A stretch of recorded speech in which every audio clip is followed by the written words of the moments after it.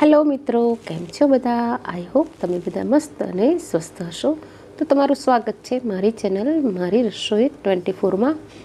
તો ઢોકળા કોને નથી ભાવતા? ઢોકળા સૌના પ્રિય હોય છે અને એમાં પણ ગુજરાતી ખાટા ઢોકળા. તો આજે પ્રોપર મેથડથી આપણે ખાટા ઢોકળા બનાવીશું. તો એના માટે અહીં કણકી કુરમાનો લોટ લેવાનો છે, જે મેં તૈયાર જ લીધો છે. બહાર આસાનીથી મળી જાય છે. હાંડવા ઢોકળાનો લોટ હોય છે એ જ. અને લગભગ 500થી 700 ગ્રામ જેટલો લોટ છે. અને મેં અહીં ખાટી છાશ લીધી છે, જાડી છાશ છે, મતલબ દહીં છે ખાટું, એની જ મેં થોડી છાશ બનાવી દીધી છે. તો એ સિવાય આપણે અહીં એક તપેલીમાં થોડું પાણી ગરમ કરીશું અને પાણીની અંદર આપણે 2 ચપટી જેટલો બેકિંગ સોડા એડ કરીને એને ઉકળવા મૂકીશું. અને બરાબર ઉકળી જાય પછી આપણે એને આપણા લોટની અંદર એડ કરી દઈશું. થોડું વધારે પાણી પર લે તો વાંધો નહીં, પણ અહીં આપણી છાશ કે દહીં જે પણ હોય તે નોર્મલ ટેમ્પરેચર પરનું હોવું જોઈએ, ઠંડુ ના હોવું જોઈએ, એ વાતનું ધ્યાન રાખવું. તો અહીં આપણે એનું એકદમ ઢોકળાનું બેટર જે રીતનું બને છે એ રીતનું આપણે ખીરું એનું બનાવી દઈશું. નહીં બહુ જાડું કે નહીં બહુ પાતળું, એવું આપણે ખીરું બનાવી દઈશું. તો અહીં મેં 1 મુઠ્ઠી જેટલી ચણાની દાળ એડ કરી છે અંદર. અને આ ઢોકળા જ્યારે આપણે બનશે ને ત્યારે ખૂબ જ સરસ ટેસ્ટ આપે છે આ દાળ. અને ચપટી મેં મેથીના દાણા એડ કર્યા છે, લગભગ 12થી 15 દાણા છે.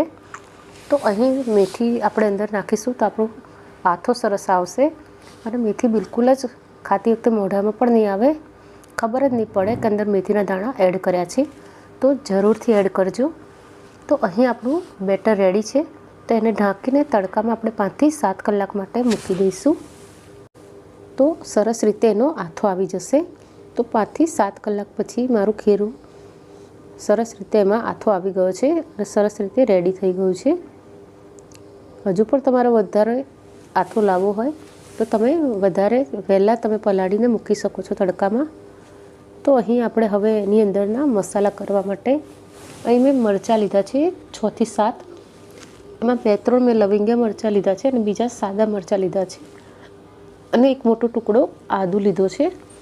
અહીં તમે લસણનો ઉપયોગ પણ કરી શકો છો, અંદર સિંગદાણા નાખવા તો પણ એડ કરી શકો છો, ખૂબ જ સરસ લાગે છે.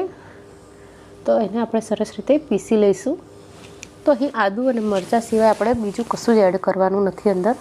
પણ હા, એક હજુ સિક્રેટ ઇન્ગ્રીડિયન્ટ્સ છે જે આપણા ઢોકળાને બિલકુલ જ સોફ્ટ બનાવશે અને મોઢામાં બિલકુલ ગળામાં ખાતી વખતે બિલકુલ ડચુરો ના બાજે એવા સરસ સોફ્ટ બનાવશે. તો અહીં મેં સ્વાદ પ્રમાણે મીઠું એડ કર્યું છે અને જે આપણે આદુ મરચાં પીસેલા એ પણ એડ કર્યા છે.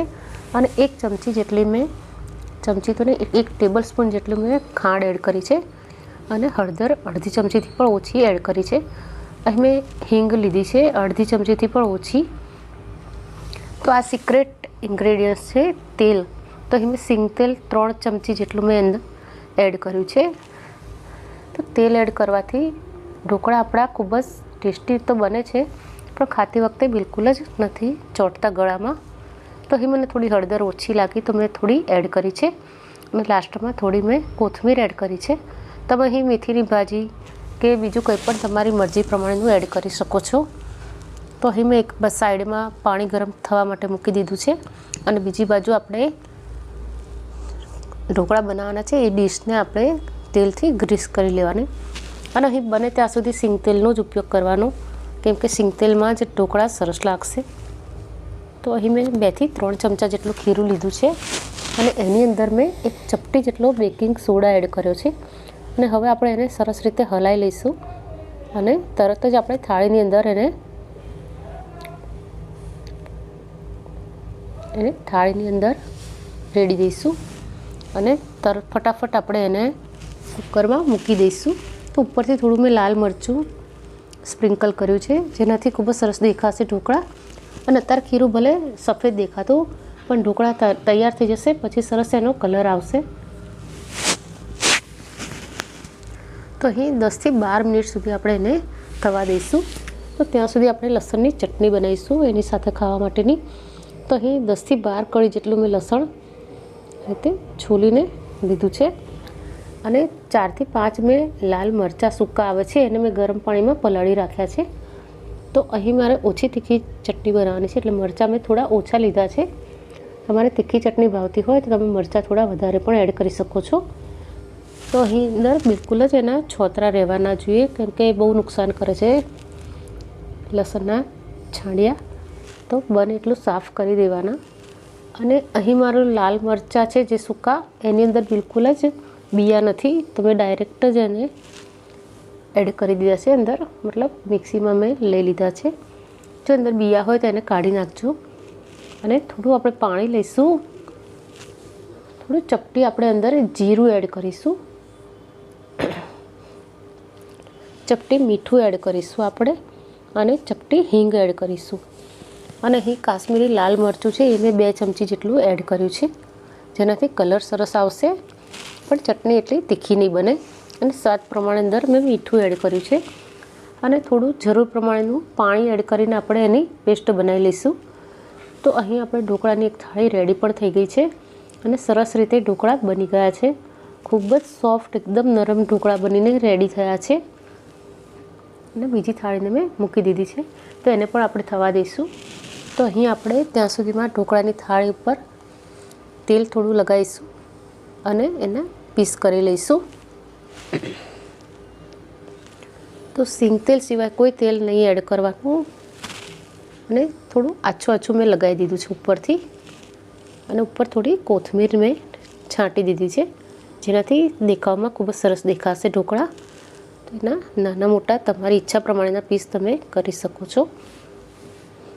હું અહીં મારા ઘરમાં જે રીતે બને છે એ જ રીતે હું અહીં બતાવું છું। તો આપણા ઢોકળા બનીને રેડી છે। તો ખૂબ જ સરસ સુગંધ આવે છે અને સિંગ તેલ એડ કરવાથી એકદમ સોફ્ટ બને છે અને ઠંડા થયા પછી પણ તે ડ્રાય નથી થતા। તો અંદરથી પણ જુઓ કેટલા સોફ્ટ બને છે, જાળીદાર। તો આવા સરસ ઢોકળા બનાવવા હોય તો તમે પ્લીઝ મારી રીતને ફોલો કરજો તો તમારા પણ ઢોકળા આટલા સરસ બનશે।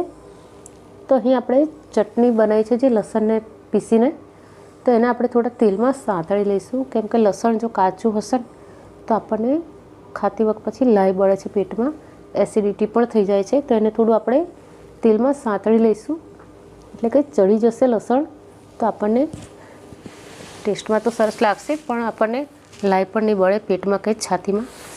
તો થોડું આપણે તેલ છૂટું પડે ત્યાં સુધી એને ગરમ થવા દઈશું। તો એ થાય છે ત્યાં સુધીમાં આપણે બીજી થાળી પણ રેડી થઈ ગઈ છે। તો એની ઉપર પણ તેલ લગાવી દીધું છે મેં અને એને પણ આપણે કટ કરી લઈશું। તો આટલા ખીરામાંથી લગભગ 5 થી 6 થાળી જેટલા ઢોકળા બનશે જે 4 થી 5 વ્યક્તિઓ માટે ઇનફ છે। તો એટલા સરસ ઢોકળા જોઈને જ ખાવાનું મન થઈ જાય અને ગુજરાતીઓના તો ખૂબ જ ફેવરિટ હોય છે એટલે તો લગ્ન પ્રસંગમાં કે બહાર પણ મળતા થઈ ગયા છે હવે ઢોકળા। તો અસલ ખાટા ઢોકળા આ રીતે જ બને છે।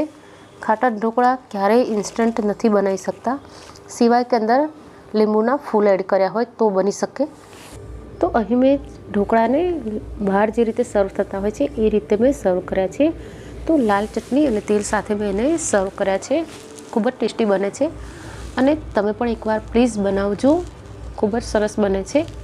અને જો તમને મારો વિડીયો સારો લાગ્યો હોય, મારી રેસીપી સારી લાગી હોય તો પ્લીઝ મારી ચેનલને લાઇક, શેર અને સબસ્ક્રાઈબ કરજો। અને જો તમે પૂરો વિડીયો દેખ્યો હોય તો thanks for watching. Radhe Radhe.